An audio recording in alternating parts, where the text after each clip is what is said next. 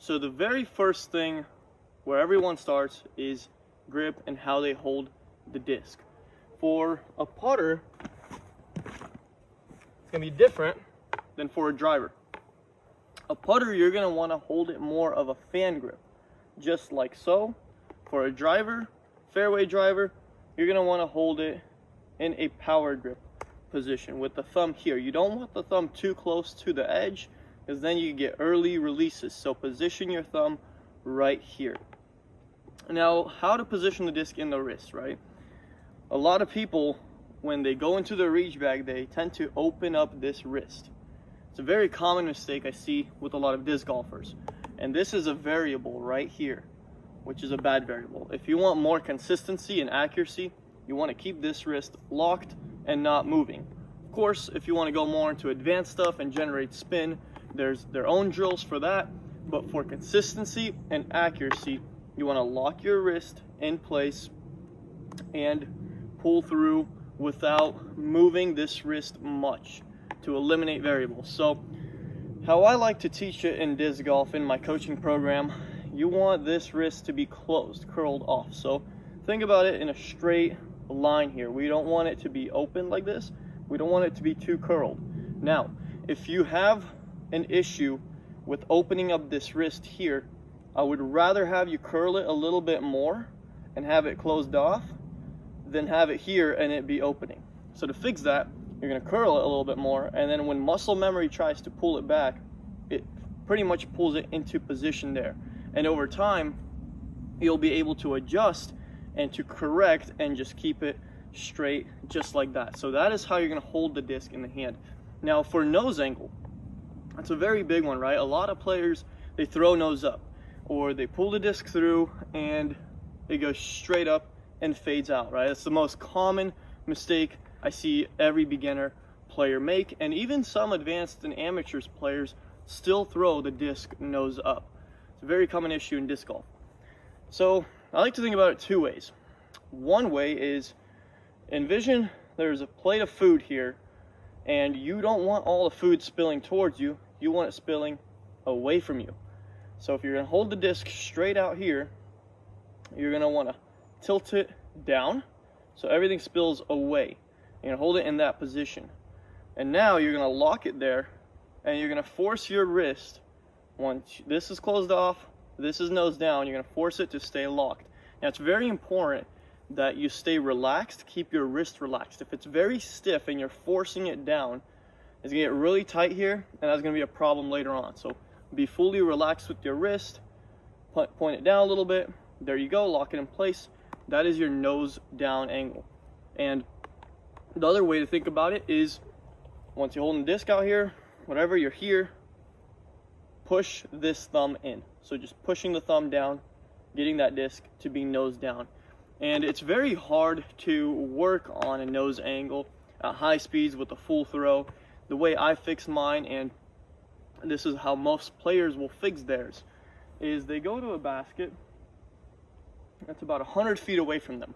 And you could even start at 80 feet if this is a real struggle for you. And you're going to stand there, and you're going to get the disc nose down. You're going to curl your wrist here. That way it's straight right there. And you're just going to throw it at the basket, nose down, just like so.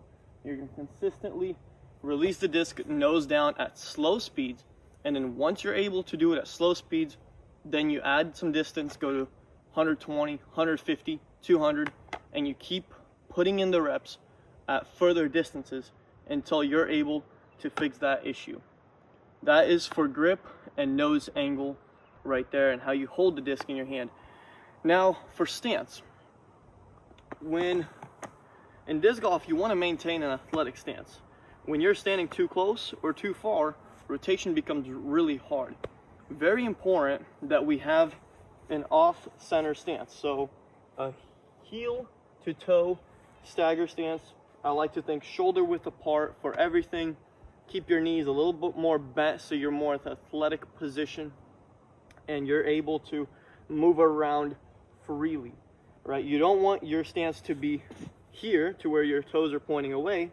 You want more parallel and then in line with your target or wherever you're throwing. So those are the two things you're going to work on in day one, and you're going to rep that nose down release, proper grip from short distances until it feels automatic. Now you've got your grip and you've got your stance. Now the next part is preparing to throw. You want the disc to be in a perfect position to pull through and to throw that disc. Now a very common mistake I see is players will reach up. They reach very high, and from here they have to come down, collapsing this elbow. We don't want that. Another thing is players will reach too low and they throw the disc straight up. We don't want that either. Optimal reach back is going to be just from here, right there. It's the same height as your pull through. Now we're going to want the pull through to be right below our chest. So we want a reach back to be kind of in that same height position. We don't want it too high, we don't want it too low. We want that in perfect position. That way we could leave it behind later on and have it be in a perfect position to start the pull. It's very important that we master this. A very common mistake I see is players will over rotate into their reach back to where their shoulder is way over here, and now they've overextended. Their hips are facing backwards with their shoulders, and now they have to really pull through, and it causes over rotation. That's where you lose accuracy, that's where you lose consistency, and then your misses are all over the place. That's a very common one. Another common one is when players round. So they reach back too far around their body. That will cause them to pull through. The disc gets trapped here, and they have to round when they're throwing.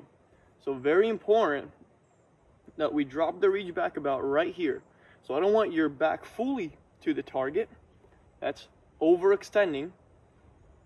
And I don't want the disc to be here. So when you're filming yourself from the back, if you want to know where your reach back is, make sure you see a little bit of space out here, right? And when you're off center stance, this is where it's really important, because if we're standing parallel and we reach back and pull through, there's some space here, right? But if we go off center stance, we create even more space from this side here, right there. There's more room to work the disc through. There's more room for error. So make sure your stance is set and you reach back just about right here to where your shoulders aren't fully facing the backwards. Right there, plenty of room, good positioning that we could pull through and get into this perfect pocket. Two things. The third thing here is players will tend to reach a little bit wide, and this causes them, when they're pulling through, they pull in and they throw the disc and they pull it to the right. So a reach back is very important, as it's the start line of the disc going at the basket. And when you have a wide reach back, you also have this lever that you got to bring the disc in. We don't want that lever. We want to be able to put it here, and from here just straight line punching this elbow through. So work on that reach back, work on dropping it into perfect position. Same thing, you're going to start at 100 feet, you're going to do slow reps, and you're going to make sure you don't reach. It's very funny disc golf terminology, a reach back. Essentially you don't reach to go into the reach back. You eventually just want to drop the disc into position before you start pulling the disc, right? You don't want to punch the disc into the reach back either. You want to go smooth and smooth, all right? So we want to go slow into the reach back, and then the motion happens really fast here. And it's very important that you don't lean into it to not overextend. So keep your shoulders, your weight centered.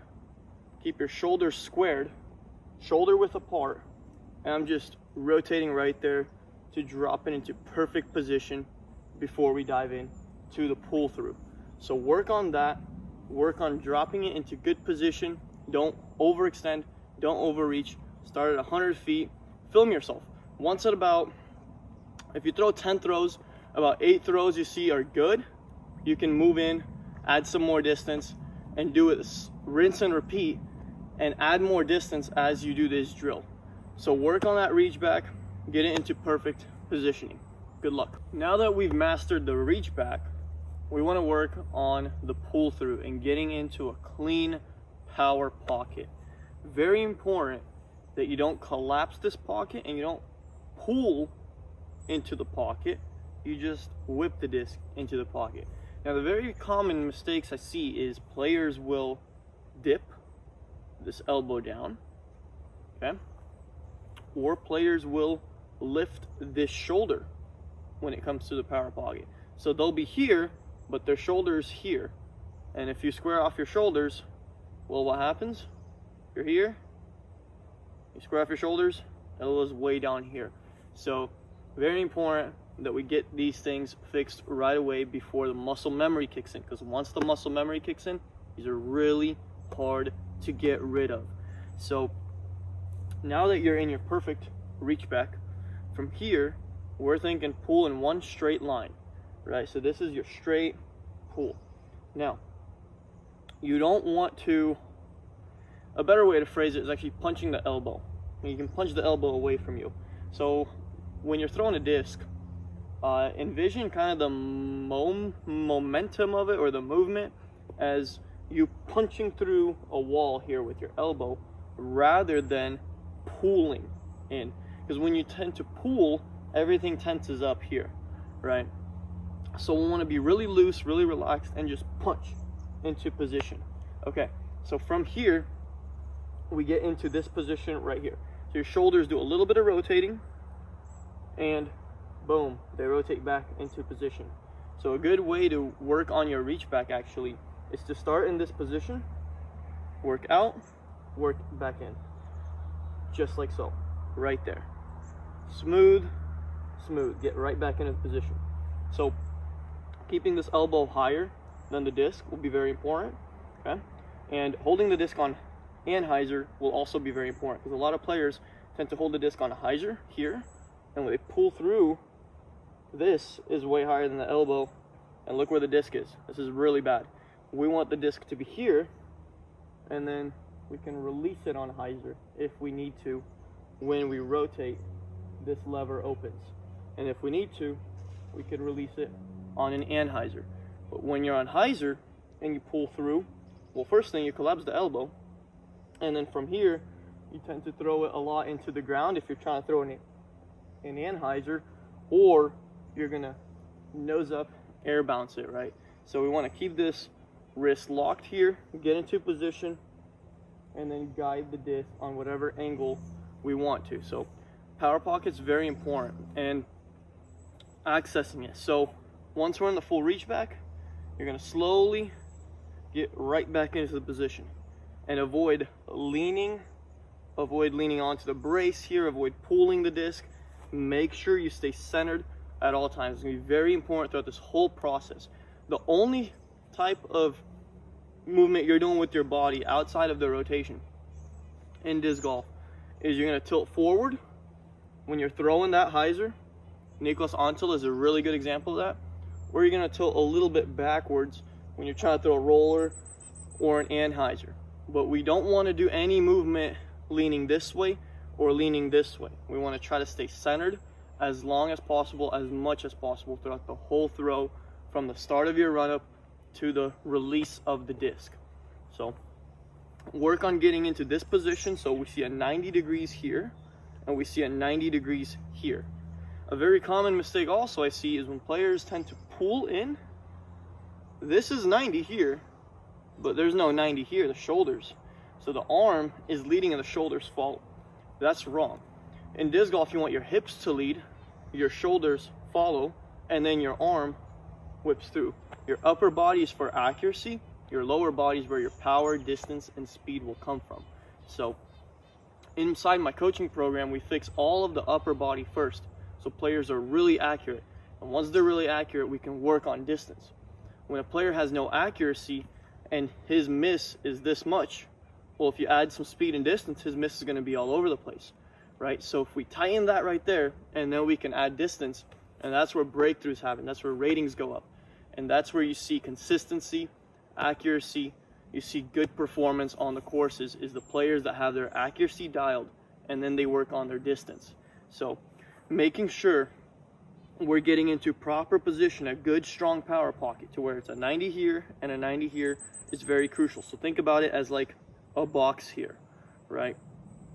I'm going to show you guys how to do this drill here that I was just talking about with punching the elbow. So I'm going to stand about right here. I'm going to point my elbow at the basket, and honestly, I don't even have to look at the basket. I can just look at my elbow, make sure I'm getting this clean power pocket. I'm rotating back into position and throw the disc right there. You know, same thing. Smooth, just like so. And it should be going right at your target every time. Close one. All right, and last one. Let's make this one count. Oh, so close. So yeah, if you're doing it right, you should see something like that. So you'll be very accurate inside, like again, 100 feet, 120, you'll be doing ace runs, you'll be all over the basket, right? And as you continue going further, as long as you stay smooth, you stay relaxed, and you trust your mechanics, that's where you'll start seeing the results. But as soon as you start to try to pull it, try to muscle it, get it there yourself, it's not gonna happen. So slow down, be really good inside the shorter range, and then once you start engaging your lower body, that's where distance will start showing up. Now you have your stance, you have your grip, you know how to hold the disc, you know how to throw the disc nose down, you got your reach back, and you got your pull through all dialed. Now we're ready to add some movement into the throw. And this is where a lot of times everything could go to waste. So picture yourself here. You got perfect reach back, you know how to pull through, get in this pocket, you know how to release the disc nose down. But when you reach back and you go to brace, you step onto the brace, right? And now your whole body weight is shifted and you're on top of it. And when you go to pull through and release, you throw down and you mow the lawn in front of you. Very common problem I see in most disc golfers. They're on top of their brace, there is no hip shoulder separation, there is no hip engagement whatsoever when you're in that position. So very important that we step into it. So we go in here, the lower body goes into the brace first, and then we rotate on the brace, right? So very important here, working on timing. And this is gonna be the bonus clip in this video. So you're gonna start in an X step position. Now your X step, you don't want it to be too far behind you because that opens up your hips. You want your X step to be maybe about a foot away, foot apart right there, perpendicular, right there. And from here, you're gonna hold the disc in this position. See a lot of disc golfers will hold the disc down here. Gannon does that really well, Cole does that really well. That's who I've gotten my expertise from and whose form I kind of mimic, and it's proven has good results, trust me. From here, you're just gonna leave the disc in position. So this is what they talk about when they leave the disc behind. You're in that perfect reach back position, right? You're just gonna rotate your shoulders a little bit and you're gonna leave it behind. Now you're not gonna drop it behind you, you're just gonna drop it a little bit out. That way you could pull through just like so. Okay, and you're gonna have perfect reach back and brace timing. That's how you're gonna work on this. So X step right there, drop it out, perfect position. Everything's ready to fire and you're ready to throw. So work on that to dial in your timing. Work on that to avoid stepping onto the brace. So you're gonna stay centered throughout the whole thing. You notice how I'm not leaning this way, I'm not leaning this way. Staying centered the whole way, balanced posture, dropping the disc into position. That way I can pull it right here, right, one straight line, punch the elbow through, right there, get back in position, throw that disc. That's kind of how you're gonna work on your timing. Just fumbled the surf. Go get one of these are really good, but that's how you're gonna work on your timing. And then there's all the lower body stuff. Thank you very much to everyone who tuned into this video. If you found it helpful, please share it to others. This is one of my first videos on this channel, and if If you want more content like this or have something specific that you want me to cover, drop a comment down below. I'm looking forward to putting out more videos, more helpful content for everyone here. And the goal of this video was to help you get to at least 250, 300 accurate controlled distance, right? So we can improve your whole upper body. Now, if you want to work on your lower body, work on more advanced stuff, timing and the whole run up, you know, work on some course strategy, tournament preparation, putting, forehand. We do all of that inside of my coaching program that we've launched. And tons of testimonials, tons of people getting wins, hitting their goals, and it's grown to be something I'm very passionate about. It's very purposeful for me to see people accomplish their goals, play disc golf they never thought was possible. Just recently we had a guy in the program, his name is Jason. He joined and he had an arm brace on. He had to go through surgery because of how he was throwing the disc. He's maxing out at around 350 feet. At 47 years old now, he just turned 47. He can throw the disc 470, 480 feet pretty controlled and accurately. Okay, he's knocking on the door of 500 feet. He's given himself opportunities to eagle a 500-foot hole now at 47 years old, and he's thrown it with less effort than he's ever thrown before. He's improved his forehand drastically from our group calls and working with Sullivan Tipton inside the program. And he's also improved his putting a lot. So we work on all this stuff. We do, Culver Dolan does weekly form audits inside the program. It's a huge help. I don't know how long this is going to go on for, but right now he's a big part of the team doing all the audits, looking at every single player's form, put together training plans for each player, tons of videos, advanced videos on technique, on the mechanics end that Cole films, that I filmed. We're going to have other players film. So if you're interested in joining, doing the one-on-one calls with us, doing group calls with us, and to really hit your goal and level up your game dramatically in a short period of time, send me a DM. I'm going to drop a link right below for a one-on-one call with me to see if you're a good fit. I'll just tell you a little bit more about the program. So link below in the description. And hope you enjoyed this video. Thank you for staying till the end. Here's the bonus. We're going to make a putt. It's about 60 feet.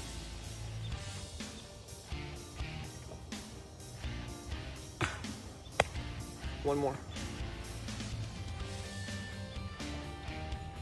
All right, 3 more. This is where it gets really dangerous. This is where you start emptying your bag.